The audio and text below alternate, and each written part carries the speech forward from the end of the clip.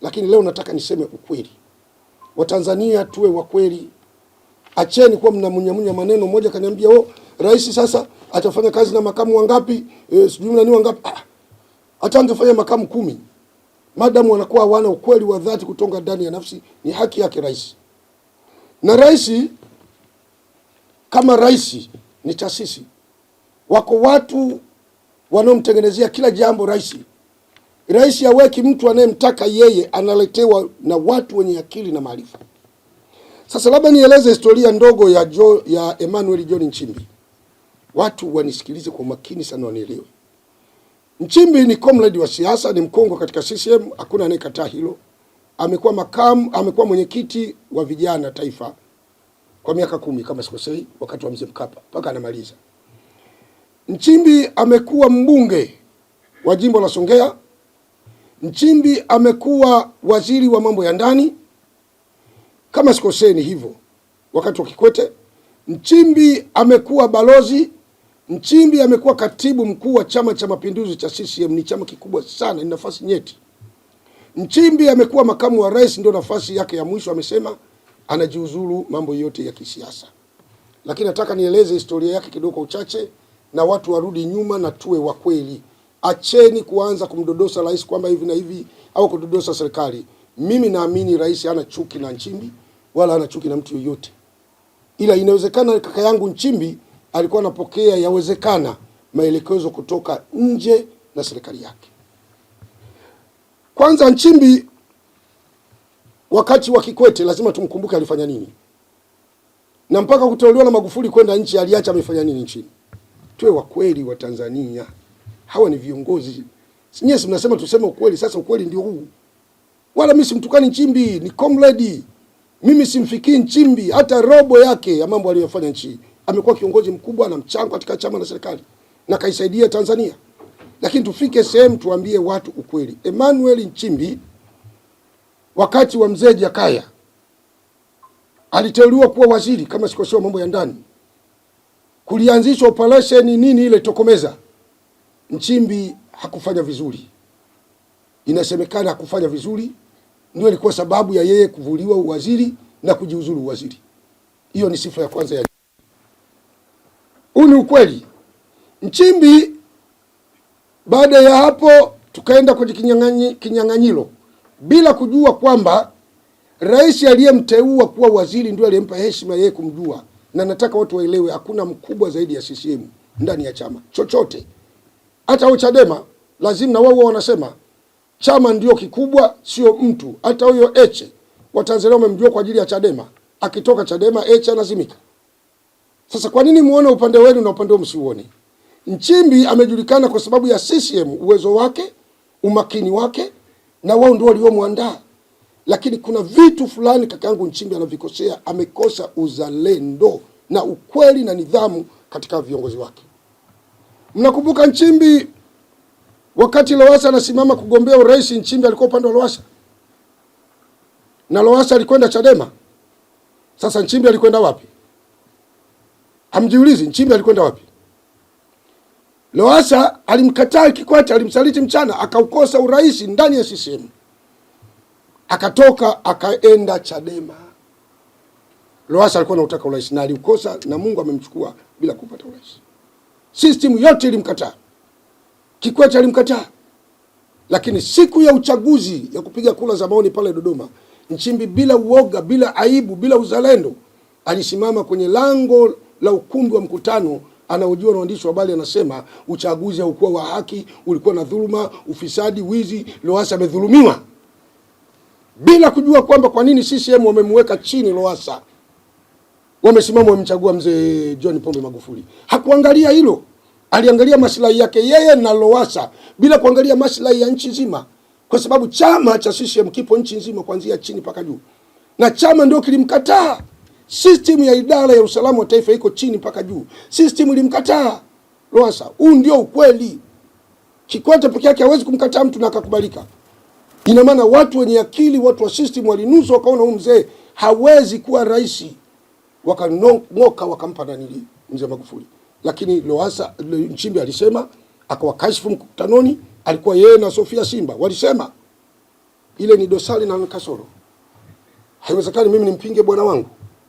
Ni utovu wa nidhamu hali ya juu, hata nikiwa na elimu ya namna gani, lakini kuna nafasi ya bosi wangu, lazima nimpe nafasi. Nchimbi akawa ameteuliwa kwa utu wa Magufuli na utu wa Chama cha Mapinduzi cha CCM na serikali ya CCM ikamchukua ikampa ubalozi kule Cuba. Ni wapi? Brazil. Mungu amejalia, amemaliza muda wake, amerudi. Si kwamba nchi kulikuwa kuna watu wenye uwezo zaidi ya Nchimbi. CCM ni karakana. CCM ni mtambo unafua watu, unaandaa vijana, ina makomrade vijana, wazee, kina mama na kina dada. Lakini kwa huruma yake Dr. Samia na kwa utu wake na uzalendo huyu mama na roho yake ya kibinadamu na CCM kwa roho yake ya kiutu, wakasema Emmanuel John Nchimbi atakuwa katibu mkuu wa CCM. Akiwa katibu wa CCM, rais anatukanwa, anadhalilishwa. Kijana mmoja kule Bukoba alizungumza kwa uchungu, sio kwamba ni mtekaji yule kijana wa CCM, ni mwenyekiti wa vijana kama sikosei. Mbele yake ule ni uchungu, uzalendo ulitupa mpaka. Kijana akasema kwa uchungu, yoyote atakayemtukana rais hapa tutadili naye, tutampoteza. Yeye badala hata kama kijana alikosea angemuita pembeni, alimdhalilisha pale pale. Kwamba mtu anaongea mambo ya hovyo tu, hatuwezi kukaa kimya zetu tumjibu hapa. Hivi naingia akilini? Kumtukana rais ilikuwa sio mambo ya hovyo. Kwa nini kuwakemea na mtukana rais, lakini anemtetea rais kwa maneno umemwambia wa hovyo? Na we ni boss, ni katibu mkuu wa chama kikubwa. Lakini sisi kwa sababu kina watu wenye busara ikasema acheni. Mungu akajalia yule bwana akapewa umakamu wa rais. Haiwezekani mimi niwe padri, natoa mfano huu. Sio kama na ukashifu Kristo, natoa mfano.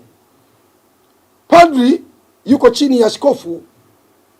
Askofu anasema Pasaka ya kesho tutachinja mbuzi wawili na ng'ombe mmoja.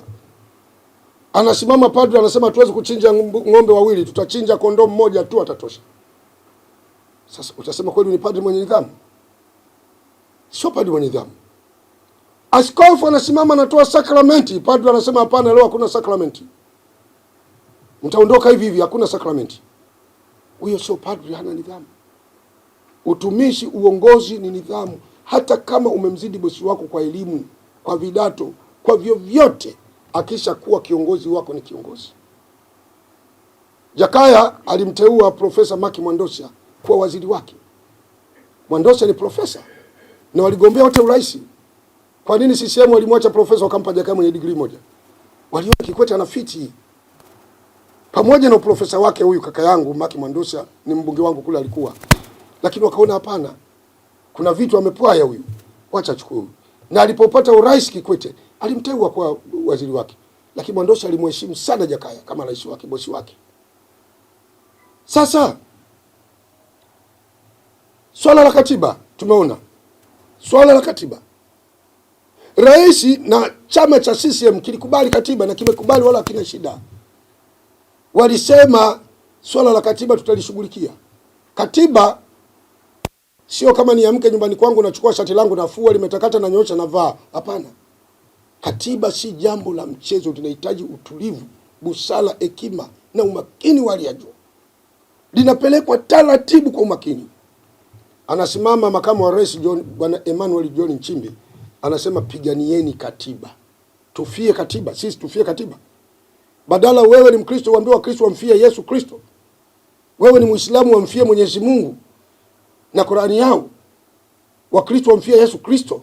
Unasema Watanzania wafie katiba. Wakishafia katiba nani anawapeleka mbinguni? Atawalipa nani? Kwa nini wewe unataka kuvaa suti ya kumzidi bosi wako? Kule Kenya wakati wa Mzee Moi, kuna mwandishi mmoja, kulikuwa na sherehe za sikukuu ya kitaifa. Siku ya kwanza Moi amevaa suti, siku ya pili akavaa suti. Mwandishi anasema kwenye radio KBC, naomba mlijue hili. Akasema leo Mzee Daniel Arap Moi amevaa suti yake ile ile ya jana. Rais amevaa suti ya jana. Anamaliza, haki ya Mungu sio uongo, anamaliza tamko lile, anaambiwa twende ukatoe maelezo. Suti ya jana amevaa, ulimnunulia wewe? Ina maana rais hana suti, ulikuwa na agenda gani kumzalisha rais? Akaambiwa kuanzia leo kazi huna. Kwa kuna taasisi ambazo hazichezewi. Rais ni taasisi kubwa na ni nyeti, haichezewi.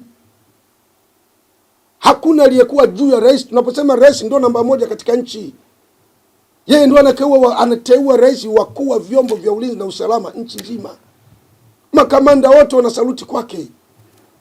Sasa wewe umepata bahati ya kuwa makamu, kwa nini unashindwa kucheza ngoma moja na rais wako, ili litakapotokea baya uwe mzigo wa rais wako, wewe uonekane humu ni mtakatifu, ni msafi. Likitokea zuri uonekane wewe ulikuwemo unatenda ule wema. Hatuwezi kuendesha nchi kwa mchezo za namna hii. Kama Waafrika tuwe wa kweli. Kila siku nasema ipopo tu wa kweli. Sasa nikisema haya kuna watu wananichukia, wewe iko siku tutakuwa. Mimi nimesacrifice maisha yangu kwa ajili ya nchi. Na hapa wallahi wa billahi wa tallahi na Mungu ni shahidi. Sintarudi nyuma kwa kusema ukweli. Nitasema ukweli, kama mtaniua ni weni, na mtakumbuka maneno yangu ya ukweli. Na mimi nikiuawa nitazikwa Kiislamu, na ninasema niziko Kiislamu na nisomoe aya za Mwenyezi Mungu wakati niko ndani ya kaburi. Na siku ya mwisho nikifunga nitafufuka nikiwa shahidi shuhada, kwa sababu ni heshima ya nchi yangu na rais wangu na serikali yangu. Dunia kokote kule serikali zipo na lazima zipate watu wa kuisemea kwa wema. Huu ndio kweli. Hatujaona ubaya wa serikali. Hata kama ubaya upo, serikali yaongozwe na malaika, wale ni watu. Hata kwangu mimi ninao mabaya kwenye familia yangu. Haiwezekani watoto na mke wangu akawa anazungumza mabaya tu bila familia, bila kueleza mema. Ndugu zangu waandishi, wenzake wanakwenda kulia, yeye anakwenda kushoto. Jumbe alijiuzuru kutoka Dodoma, aliambiwa achia mamlaka yote, utakwenda kukaa Kigamboni kama raia, chini ya uangalizi, kwa sababu wewe umeonekana unatusaliti, ni msaliti. Mzee wangu nimwambie kaka yangu, sio mzee sana Nchimbi, wa mwaka 71, hata miaka 60 bado kijana na nguvu, na mimi namhurumia sana. Kipindi ambacho Nchimbi anatolewa kwa balozi, pia alikuwa na makosa ya kinidhamu. Ndio. Anataka balozi na kwa balozi anataka ajielezee kwa barua na makosa ya kimaadili na nidhamu na Chama cha Mapinduzi. Ni kweli? Hata kamrudisha. Ni kweli? Ni utovu tu wa nidhamu. Nchimbi amekosa nidhamu. Yaani huu ndio ukweli. Kakosa nidhamu tu. Shule amesoma, ni kada. Lakini aelewe kwamba paka amekuwa kada alikikuta chama kipo. Nchimbi ajue paka amekuwa kada alikuta CCM ipo, na wao ndio wakampa uaminifu ule. Anamaliza vibaya kakaangu. Angeheshimu hiki chama ni kikubwa kuliko yeye. CCM ndio chama kilichotuletea ukombozi, kiliitwa TANU. Sasa ni CCM ndio kimetuletea ukombozi, kimesomesha vijana. Wote hao wasomo wanaotishatisha serikali ni CCM ndio imewasomesha. Nani ambaye amesoma nje ya CCM? Aliyesomeshwa na mkoloni nani? Sasa labda niwaambie Watanzania wamekuwa sema sasa CCM na Chadema wameanza sasa kumechimbika, sasa ndio wanafulakana. CCM baba haianguki kwa kuondoka Nchimbi. Tukwambieni. Labda niwakumbushe. Wakati wa mzee Kikwete wanamtafuta rais wa kuja kuongoza wa Tanzania, wakati ule anaanza kuja mzee Magufuli, walitoka watu wakubwa na hatari kwenye chama kuliko Nchimbi. Alitoka Frederick Sumai. Tena ya kutoka kimya aliunga mkono Chadema na akapewa kadi ya Chadema. Frederick Sumai alikuwa waziri mkuu miaka 10. Alitoka Kingunge Ngombale Mwilu, ni kada, ni comrade kuliko huyu makamu wa rais Nchimbi. Na kadi yake kama sikosea ni namba ngapi sijui, haivuki namba 20 au namba 10. Ni mtu ambaye amekaa na Mwalimu, amekwenda kusoma nje kwa ajili ya kulitumikia taifa, kashika nyadhifa nzito, na ni kada, ni comrade. Kingunge Ngombale Mwilu alisema hana dini. Alitoka ili kuisaliti CCM na aliomba radhi wakati anakufa. Akasema CCM nisamehe sana, nimefanya dhambi ambayo haiwezi kuvumilika. Kwa hiyo ombeni toba mnaoisaliti CCM na serikali. Mtu wa tatu aliyetoka Edward Lowassa. Hawa watu ni wanaume kweli kweli. Lowassa alikuwa akipita paka nyasi zinalala. Alikuwa akifanya mkutano wake wa wanawake Waislamu kwa Wakristo, wanatandika kanga, anapita, wanaomba dua kama vile Yesu alivyotokea Nazareti. Lakini Lowassa aliishia mchangani siasa zake, hakuweza kupita. Na mtu wa 4 aliyeondoka ni Hussein Masha, aliunga mkono juhudi za Chadema. Bernard Kamilu Simembe, huyu alikuwa ni kada, ni comrade na jasusi la kimataifa toka wakati wa Mwalimu yuko State House, yuko Ikulu. Lakini CCM ikamwambia umetoka wewe, sisi tupo. utakwenda utarudi, akaenda ACT, akabaki anafanyia kampeni zake pale pale Lindi tu, pale pale anasema mimi nitakuwa rais. Utakuwa rais kwa kufanyia kampeni Lindi? Inaingia kilini? Ikafika, sisemi maiti, sisemi vibaya, lakini nataka niwaeleze Watanzania wajue kwamba mnapopambana na CCM mwe makini sana. Hiki chama kimeshashindikana, tumwachie Mungu. CCM haiwezekani, ila ni Mungu peke yake ndio anaiweza. Na ndio maana wanasisi sana, hata Chadema niliwahi kuambia maneno, hata kafu, fanyeni siasa za umakini na za akili kuhusu CCM. Hawa watoto wote hawa ni CCM watupu, mnaoona waongo. Imetengeneza mifumo ya hatari kabisa CCM. Nyerere aliweka mambo mazito ndani ya CCM, wakiwa na kina mzee Kawawa, Rashid Mfaume Kawawa, na wazee wa nchi hii waliomba dua, na wimbo wa taifa wa nchi hii unaanza kwa dua, Mungu ibariki. Hiyo ni dua, Mungu aweze kaiacha Tanzania. Hiyo dua inaombwa kila siku, alfajiri, mchana, jioni, Mungu ibariki. Sasa Mungu ataiacha Tanzania? Kwa Tanzania ni nchi yenye neema tele. Na nimalize na kusema, mtu asiwadanganyeni vijana, Tanzania maisha yapo, tena tuna standard ya maisha mazuri tu. Nataka nikupeni mfano waliokimbilia Afrika Kusini. Nimeona wengine wanaomba sasa kurudi, wanaomba walivyopigika. Niliwahi kuambia hapa, Afrika Kusini ni magorofa tu, sio maisha. Mimi nimehubiri South Africa, naijua. 90% ya vijana wa Tanzania walioko South Africa wallahi ni wauza unga na wauza bangi. Hata kama wananisikia wapinge. Mwenye maisha mazuri sana Afrika, yani ambaye anaonekana na maisha kinyozi na muosha viatu, huyo ndio mwenye maisha mazuri Afrika Kusini. Leo hapa Tanzania nani kijana anategemea maisha hayo? Kuna watu wamerudi kutoka South Africa, meno hawana mdomoni, ameenda na miaka 30 karudi na miaka 70, kaka miaka 40. Hana hata shilingi, na watoto wote amezini kaacha huko. Leo utalinganisha maisha ya Tanzania na South Africa? Tanzania hapa brother, unaweza kupanda daladala ukapanda, unatoka Posta unaenda Mbezi, ukasimama ukaeleza ukweli wako kwa huruma, jamani, mimi leo sijakula, naomba mnisaidie abiria wenzangu. Haki ya Mungu, watu watajisachi, watakupa. Madam umesema ukweli, watakupa. Unaweza ukaenda msikitini au kanisani ukaomba na Watanzania wakakupa. Sasa kuna nchi nzuri kama hii? Nenda tu Kenya hapo ukaone joto la jiwe, watu wanashindia kideli, sukuma wiki na sima. Nenda hapo Kenya koni. Nenda Uganda, watu wanashindia matoke. Unaweza kulinganisha nchi hii ukaanza kuisema serikali kwa ubaya tu, kwa ubaya, bila kuangalia wema iliyofanya? Amani tulionayo, tunakwenda tunakotaka, tunakula chakula tunachotafuta tunapata, watu tunaelewana, hakuna udini wala ukabila. Mimi nikutana na Mkristo akutana na mimi, haniulizi dini yako Mwaipopo, ananisalimia kwa bashashi. Nikiwa na njaa namuona Mkristo na hata avae msalaba na buluza chini, naambia bwana sijakula, ananipa hela. Unasema hii nchi ni mbaya? Hamuoni kwani misingi tuliandaliwa na wazee wetu? Hatuoni kwamba nchi iliandaliwa na wazee? Sasa hivi nyinyi wanasiasa mliofilishika, naomba mlijue hilo. Hii ni nchi na ina miongozo yake na ni mifumo yake. Rais Samia ni mama mwenye uwezo mkubwa, na huyu mama nilishasema ni queen wa Afrika. Watu wakitaka ndio hivyo hivyo, wasitake ndio hivyo hivyo, na itakuwa hivyo ndio ilivyo itakavyokuwa. Samia anaupiga mwingi, CCM imeupiga mwingi, na inachofanikiwa CCM niwaambie ni kukataa udini ndani ya chama chake na ukabila. CCM hiyo imefanikiwa. Kenya mpaka leo wamebaki wanafanya siasa za makundi za ukabila. Kenya hapo nafikiri mnaona. Watu wanashinda kwenye bonde la ufa kuwashindilia maneno wa Kikuyu. Wengine wanakwenda kule kwa Waluya wanawajilisha maneno Waluya. Yaani Mluya anawafuata Waluya wenzake, Kikuyu anakufa na Kikuyu wenzake. Jaluo anashinda kule Jaluo anawalisha maneno Jaluo. Sisi hatuna historia hiyo. Madam uwe Mtanzania, ndio maana bunge letu kiingia utakuta kuna Waarabu wamo, Wahindi, watu weupe Wahindi wamo, Wasomali ndio kinabashi hao wamo, Waswahili ngozi yangu wamo. Na wala usikii Mtanzania anasimama naongelea Usomali au Afrika au Hindi Waarabu. Hakuna hiyo. CCM imefanikiwa kwa hili. Imefanikiwa kwa hili. Kwa hiyo mimi nimalize na kusema Watanzania tuiunge mkono serikali na tusapoti rais. Mimi hata ukinitukana ndio bure, ni kama vile unampiga chulo unamsogeza tu. wala unitii uchungu. Kwanza ndio nakuona umechanganyikiwa. Yaani ndio naambia, yaani mimi, yaani kokote utakaonipeleka mimi, ukiniua unanipeleka kwenye ufalme wa Mungu, kwa sababu ili nipate ufalme wa Mungu lazima nife.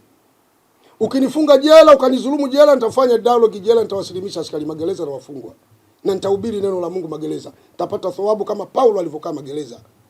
Wakristo mnasema Paulo na Sila walikaa gerezani wakaimba mpaka milango ya gereza ikafunguka. Na sisi Waislamu tunasema Nabii Yusuf alayhi salatu wasallam alikaa prison na baadaye akatoka kawa waziri mkuu. Sasa ukiniweka gerezani mimi, utachagua la kufanya. Mimi kote sijutii, nitafanya kazi ya Mungu. Ukiniacha uraiani kama hivi nitasema. Sasa popote utakaponiweka mimi sijutii. Nataka niwaambie hivyo Watanzania wenzangu, simamieni ukweli, acheni kwa mnaishi kwa kutishana.